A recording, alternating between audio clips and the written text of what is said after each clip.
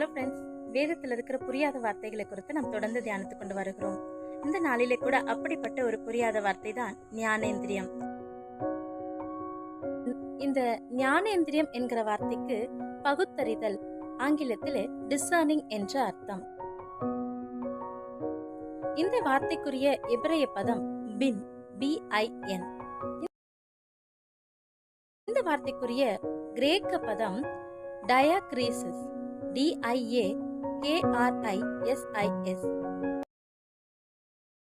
வேதத்திலே எங்கே பார்க்க முடியும் என்று சொன்னால் எபிரேயர் 5ஆம் அதிகாரம் 14ஆம் வாக்கியத்திலே. இன்றைக்கு இந்த பல இடங்களிலே நம் வேதத்திலே பார்க்க முடியும். மொத்தம் 7 இடங்களிலே இந்த வார்த்தை வேதத்திலே குறிப்பிடப்பட்டிருக்கிறது.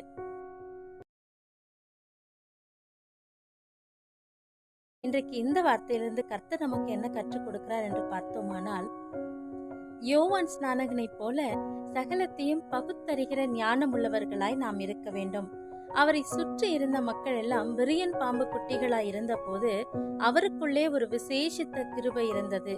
அந்த பகுத்தறியத்தக்க ஞானம் இருந்தது. தன்னை நோக்கி வந்த தேவ ஆட்டுக்குட்டியை கண்டுபிடிக்க முடிந்தது.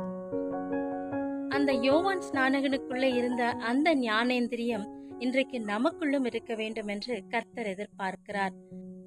நாம் வாழுகிற இந்த கடைசி நாட்களிலே நம்மை நோக்கி வருகிற அநேக கள்ள உபதேசங்கள், அநேக தவறான காரியங்கள் நம்முடைய கண்களுக்கு இச்சையை கொண்டு வரும்படியாய், நம்முடைய வாழ்க்கையில் கிருபையை கெடுத்து போடும்படியாய் திரளான காரியங்கள் நம்மை சுற்றி நெருக்கி கொண்டிருக்கிற வேளையிலே நம்முடைய மனம் புதிதாகிறது நிமித்தமாய் நாம் எல்லாவற்றையும் பகுத்தறிய முடியும்.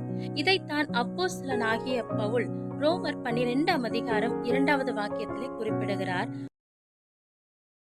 உங்கள் மனம் புதிதாகிறதுனாலே மறுரூபமாகுங்கள் என்று சொல்லி. நம்முடைய மனம் எப்பொழுது புதிதாகிறதோ அப்பொழுதெல்லாம் மறுரூபமாகிக் கொண்டே இருக்கும். அதற்கு தேவனுடைய சித்தம் இன்னதென்று எல்லா காரியங்களிலும் இது தேவனுடைய சித்தமா இல்லையா என்று சொல்லி பகுத்தறியத்தக்க அந்த ஞானேந்திரியம் உடையவர்களாய் நாம் இருக்க வேண்டும்.